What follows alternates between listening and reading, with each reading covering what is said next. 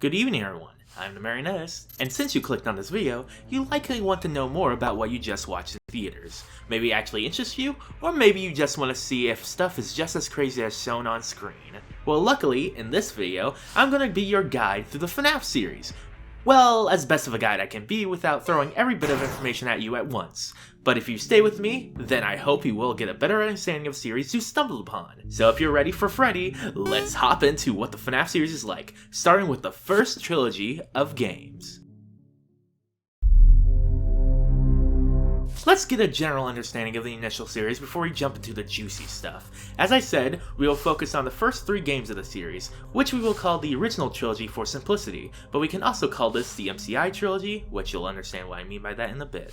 These first 3 games are focused on Fazbear Entertainment's brand and the secrets that lay in its dark past, especially surrounding a missing children's case that happened in the 80s. In all 3 of these games, you play the role of a security guard at 2 pizzerias in the first 2 games, and a horror attraction based on the rumors and horror stories that exist around Fazbear Entertainment in FNaF 3. The security guard must last 5 nights against aggressive animatronics that act nice during the day, but turn aggressive at night, all while making sure that the children that secretly haunt these robots are eventually set free to move on to the afterlife.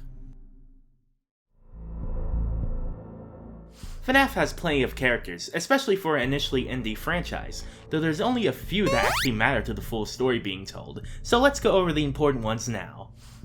Freddy, Bonnie, Chica, and Foxy. The main 4 animatronic at Freddy Fazbear's. They perform on stage for all the customers coming to Freddy's for a nice meal. However, they hide a dark secret. They are haunted by the children who went missing at Freddy's many years ago, now searching for revenge against their killer. Golden Freddy / Fredbear.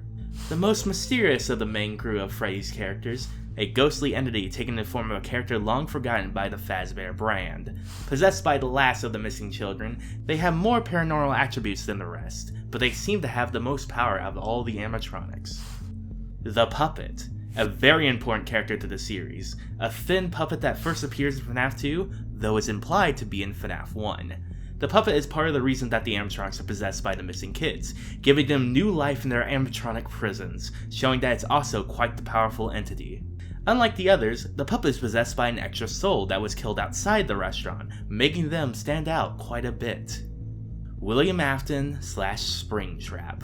The main villain of the series, and the reason for all the chaos at Freddy's. Initially called Purple Guy for obvious reasons, William Afton has caused so much pain and agony to cut into the walls at Freddy's, though eventually his past actions would come back to bite him, leading to end up trapped within the Spring Bunny suit, which he now possesses, becoming the horror icon Springtrap. Mike. The night guard of FNaF 1. His name is only revealed at the end of the game on a paycheck giving him $120.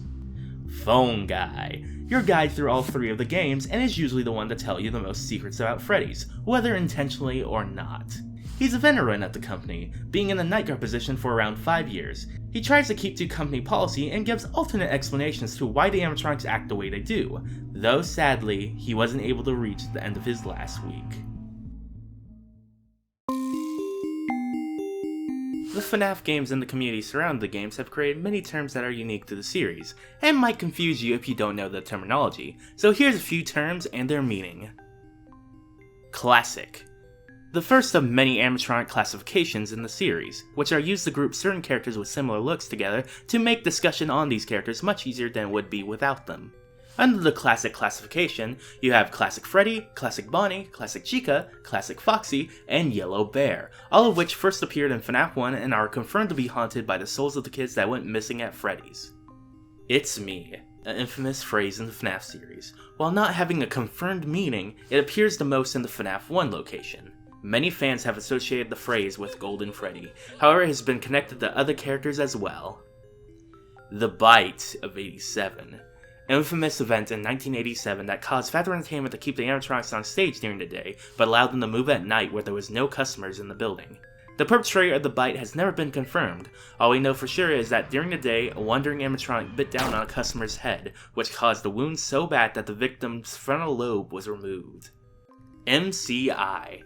an acronym for the Missing Children's Incident, an incident where 5 kids were led to the back room of a Freddy's location by William Afton in the Spring Bonnie suit.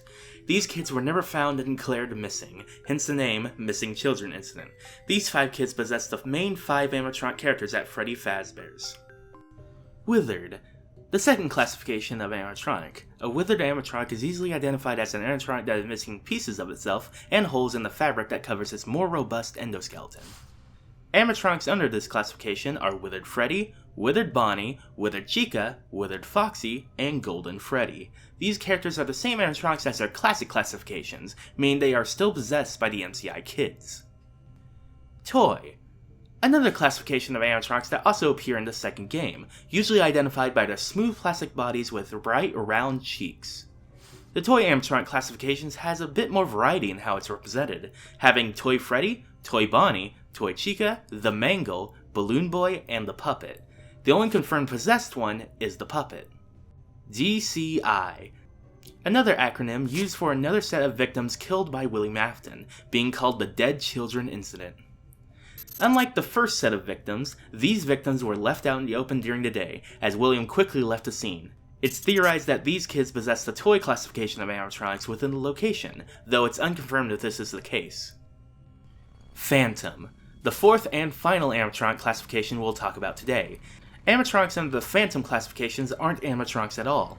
They are simply hallucinogenic apparitions that are easily identified by burn marks covering their bodies and their burning silver eyes.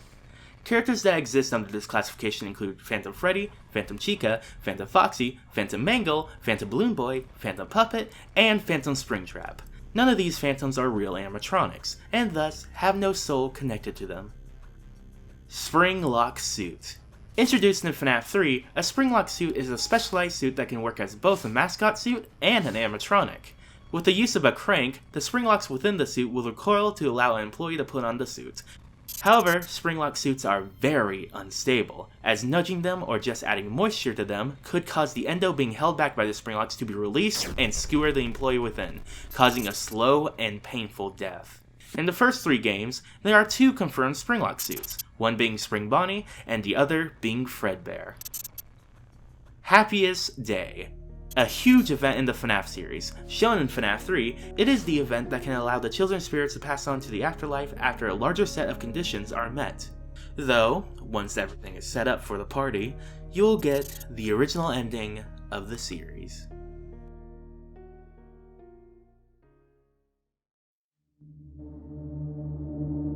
We don't talk about the timeline. I kid. But yeah, the FNaF timeline is infamous for being very complicated and hard to understand. Though, since we only have the first 3 games to talk about, this will be fairly simple. So first, let's place all the solid dates we have. FNaF 2 takes place in late 1987, with the Bite of 87 obviously happening in the same year. And there's all the concrete dates. Okay, I'll stop messing with you all. So it's officially said that FNaF 3 takes place 30 years after the last Freddy's close, which puts it at the definitive end of our current timeline. It is widely accepted in the community that FNaF 1 takes place in 1993. It even has some very light confirmation. Now, we know the MCI has to happen before FNaF 2 since the Withers are all possessed at that point, so we'll put that here. And finally, we have the DCI, which is a bit harder to place, though if we listen to Phone Guy's calls in FNaF 2... from what I understand, the building is on lockdown. No one is allowed in or out, especially concerning any previous employees. When we get it all sorted out, we may move you to the day shift. A position just became available. Someone used one of the suits. We had a spare in the back, a yellow one. Someone used it. Now none of them are acting right. Doesn't that imply the DCI happens on or around the week that FNaF 2 takes place in? Well, to me it does. So, it's also in 1987. And there you have it, the first 3 games in a timeline along with the major events we have talked about in this video. Now that you know all of this, what can you do to deepen your knowledge? Well, if you have the funds, why not buy the first trilogy of games I've talked about, or even just watch a playthrough on YouTube?